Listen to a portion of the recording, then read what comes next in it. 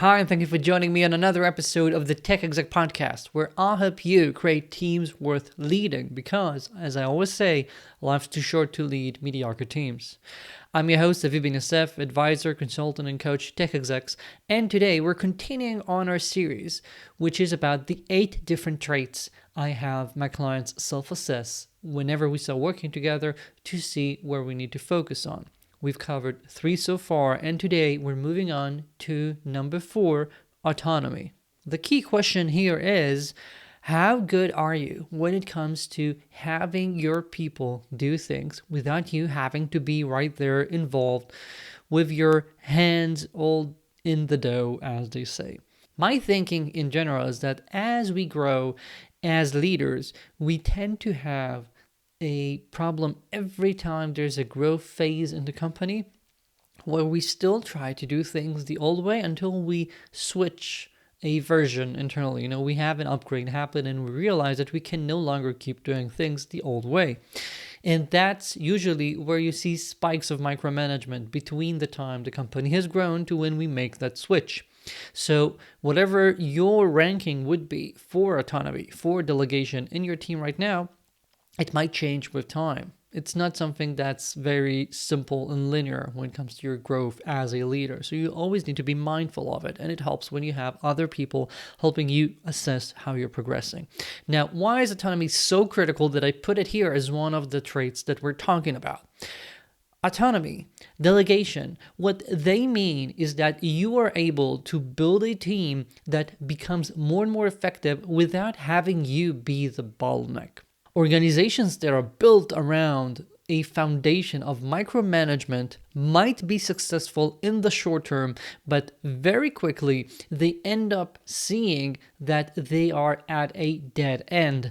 There's just a limit to how much one person can do. Yeah, even if you're utilizing anything AI is bringing to us nowadays, there's still a limit to what you can do as a leader. And if you have to be involved in too many things, you are not leading anyone. You are just a very annoying bottleneck. People have to come to you and, like waiting for the stoplight to go green every single direction. There are other people in the organization waiting to get the green and go ahead and start doing things, but they have to wait till you turn your attention to them. This caps the efficacy of your organization because it's just so much you can do when you're leading everything, literally being in charge of it all, and without having autonomy, without growing people who can take that autonomy and wield it, what you're going to see is that things just become slower and slower as the organization grows. The only way to avoid that, the only way to avoid the big techification of your company is to have a culture where people can grow and get more responsibility so that each layer in your org chart essentially becomes force multipliers for those below them instead of being a direct line that's just linear. There's no multiplication going on here. No one really can do a lot more than the people above them can give them attention to do. This is not sustainable, and even more so, I've seen that the best people around don't stick around when they see this sort of leadership for too long. And therefore, if you want to create a really good team, a team worth leading, as we started with, you have to learn how to provide autonomy and delegate things properly. My quickest way to assess whether you've created a team that's autonomous enough or not, the easy one is I look at you as you end one meeting and go across the office to another meeting room and see what happens. The worst people I've worked with when it comes to autonomy are those who are constantly stopped. So whenever they push their heads out of a meeting room, people are rushing, people are waiting to grab them and ask them questions. They are interrupted like 3 times before they manage to get a quick coffee and go to the next meeting. It's even worse, of course, if as I'm talking to them, I see that we're constantly being interrupted because people ask them so many questions all the time. This is the basic level. If you cannot pass this, if essentially every time you're around other people, there's someone there waiting for you to approve something, you have not created a team that's autonomous enough. One step better, but still not necessarily good enough, is the vacation test. Are you capable of taking a vacation of 3 days, 4 days, a week without having the dreaded feeling that everything's going to crumble around you? I'm not talking about, deliberately taking a vacation specifically during, Cyber Monday week when you know that's the peak of the company, okay? Not about something like that. I'm talking about taking a regular vacation, a sane one, with enough of notice so people can actually be prepared for it and having the ability of doing that without dreading, without you having to constantly be on call. If you're always taking calls from the beach, if people keep snacking you constantly when you're away, that means things are not autonomous enough. Yeah, I would be okay if during a week you had to answer people, a couple of times. That's fine.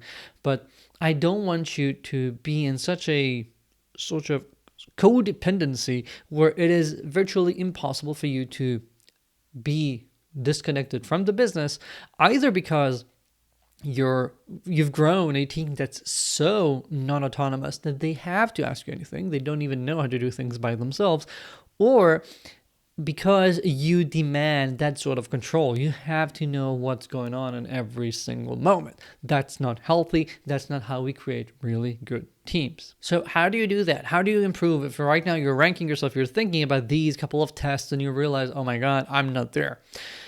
The thing is that we have to realize that you are not obliged to treat everyone in your team the same. Some people fear letting go of their micromanagement, of letting people have more autonomy because they treat it as something that they have to do the same across the organization. And they think about that specific person who's just going to drown if you just let them loose. And therefore, they will never do that. Instead, I want you to realize that there's a different sort of autonomy dial for every person in your organization, and you need to choose how you need to set that for them specifically. So I'm sure that there are a few people that you can start giving more responsibility to, having them be more autonomous.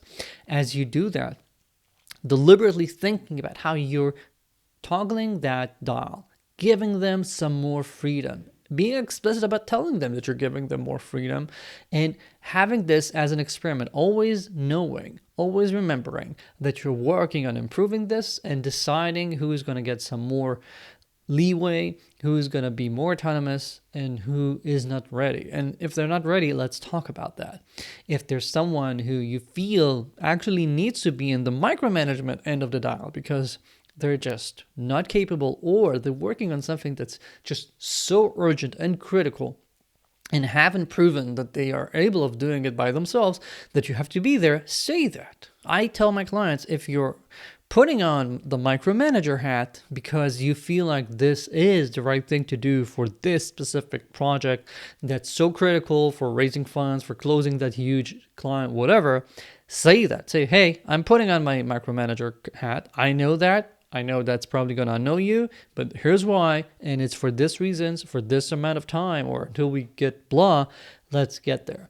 And when you do that, you make everyone expect the micromanagement to go away or to be lessen with time, which is what we want, right? We don't want you to be an eternal micromanager. So we start with that and we see things evolve.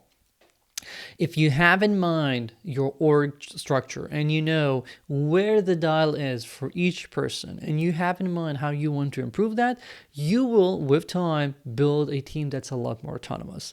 And I will say that most of the times when we have this fear, we find out that we can, when we're working deliberately and, intelligently, we're not just saying, okay, everyone can do whatever they want. I'm not saying you should do that.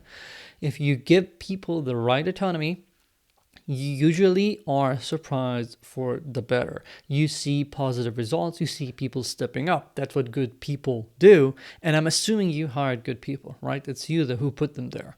So given that, you can have that autonomy, which will actually enable you to do things that are even more important. Working on your autonomy skill, on being able to delegate more, will make you a leader that can actually wield a team that's a good one, because I've yet to see a micromanager have an amazing team for a long period. You see people realizing that and leave, and I don't think that's what you want to end up having. That's it for this week. Thank you for joining me. As always, do check out my newsletter in the show notes, where you will get every week this podcast, a video, an article, and a bunch of cool stuff, a lot of them for free. So what have you got to lose? The link is in the show notes. And I'll see you here next week. Ciao.